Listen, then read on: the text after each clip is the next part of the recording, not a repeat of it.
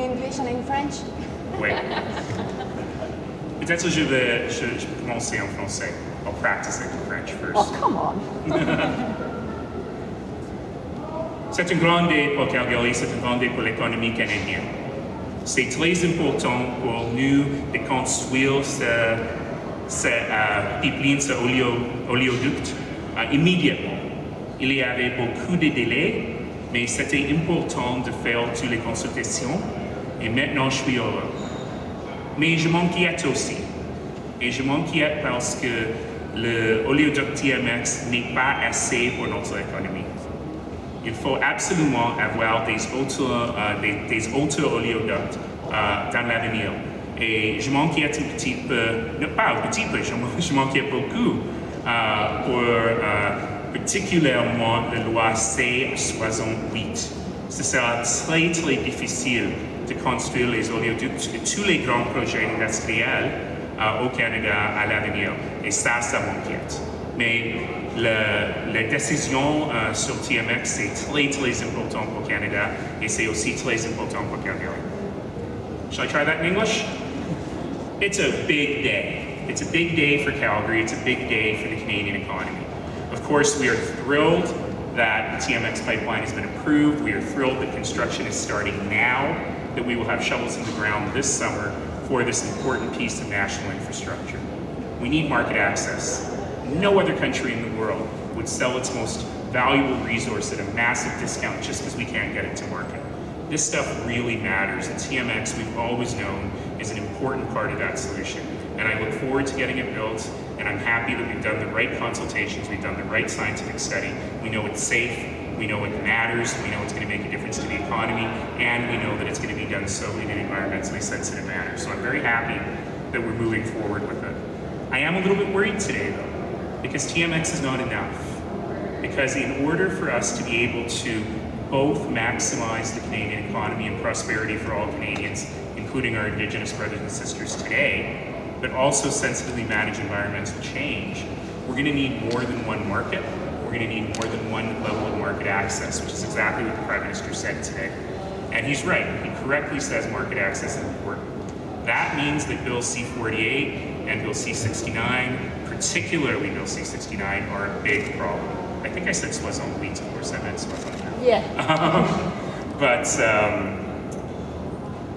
And particularly Bill C-69 are incredibly important because we have to be able to do industrial projects in this country. And remember, it's not just about pipelines, it's about hydroelectric plants, it's about other major industrial projects. And yes, we need a new set of rules, and we need fair rules, and we need clear rules, and we need to not be in the courts all the time. But we also need to make sure that investors have confidence in the process and investing in Canada. And particularly Bill C-69, without the amendments that were put forward, isn't going to get us there. And there's no way we can celebrate if TMX is going to be the last major national infrastructure project in this nation. Nobody wants that. And so I'm really urging the government of Canada to set aside Bill C-69 and Bill 48 for now. Let's spend some time in real consultation. Let's get rid of this crazy deadline breathing over our necks, this sword hanging over our heads, and let's just get it right. Everyone wants clear, fair rules. Everyone agrees the system right now doesn't work, but Bill C-69 and Bill 48 are not the answer. What do you think the city's role is in advocating for that and also in reacting to the pipeline needs to? Well, you know, I have been talking about the need for market access and how that is not just right for Calgary, but for Canada for many, many years. I've done it in French in Quebec, I've done it in English in Vancouver and on the West Coast, throughout the country. You know, I don't just do it in Calgary and speak to the choir. I've been doing it for a long time, and I've been making arguments similar to the ones that we heard today about why this is important, not just for the economy, but overall for the nation and for how we environmentally sensitively manage our resources. So I'm super happy today. It's been a lot of work from untold numbers of people to get us to this point. I'm happy to have played a little part in that, and I'm happy that the City of Calgary has played a little part in that as well. But continued advocacy is also important. You know, Calgary has disassociated itself from the national economy. We've always been disassociated from the national economy, but usually in a good way, where we are the engine of the economy and we're helping with growth. And And right now it is really important for us to think about prosperity for this city and how that translates to prosperity for the whole nation. So I continue to advocate and fight hard, and I'll fight hard in this upcoming federal election against each of the parties to really advocate for what is your Calgary plan? What are you planning on doing to get the engine of the Canadian economy firing on all cylinders again? That's incredibly important. And certainly those two bills are not a good start towards a plan that is going to be right for Canada. There's of course a lot of opposition on the BC coast towards TMX and everything like that. What's your message to those naysayers about the pipeline after the approval here? You know, I've spent a lot of time on the BC coast talking to people about it, and I find when you have human conversations with human beings and you strip out the political rhetoric and the short-term posturing, you find that people actually are very, very much closer to one another on this issue. Nobody wants a spill.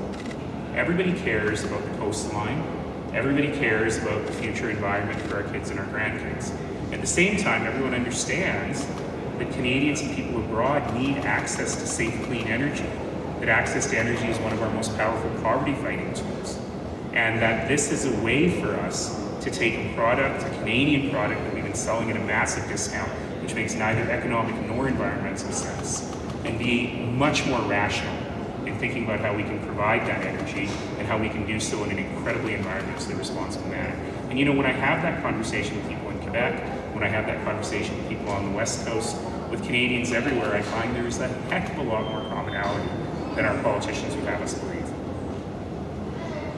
On peut avoir cette réponse en français, s'il vous plaît. C'est vrai qu'effectivement, beaucoup de manifestants pro-pipeline accusaient un peu le Premier ministre du Québec d'être un peu vindicatif, voire hypocrite par rapport à la question des pipelines. Vous êtes donc allé en la province du Québec. Et comment vous avez eu ce sentiment vis-à-vis de Trans Mountain ou des pipelines en général? Oui, j'étais au Québec il y a seulement 10 semaines. Et j'avais beaucoup d'occasions de parler de l'énergie avec les citoyens là et avec les gens de tout Canada. Au passé, j'ai fait des conférences de presse avec le maire du Québec, M. Legault, sur ce sujet. Et juste comme j'ai dit en anglais, quand on parle comme peuple, pas comme politicien, quand on dit qu'il n'y a personne au Canada qui ne veut pas un environnement propre, un environnement sain. Il n'y a personne au Canada qui ne veut pas un pays prospère. Et après ça, on peut avoir toutes les conversations réelles, toutes les conversations vraies, pas les conversations politiques.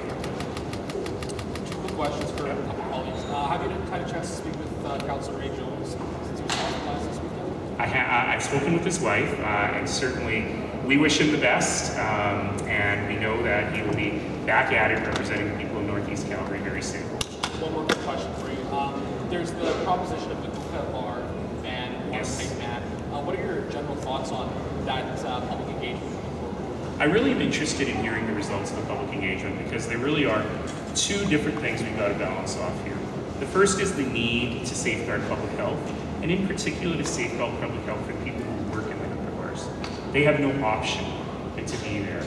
And if you know anything about me, you know that I advocated strongly, before I was a politician, for the ban on indoor smoking here in Calgary. I think that has been one of our greatest public health movements here. It's helped a lot of people get a lot better. And so that's the one piece. On the other hand, I don't really want to be, in this environment, this economy, penalizing small businesses. That said, I heard this morning one small business owner who owns a hookah bar saying, you know what, we could be a sports bar without the hookah just as well. So these are conversations that we'll have, and I'm really interested to hear what the public has to say about it. Anyone else? Merci tout le monde. Thank you very much. Thanks, everyone.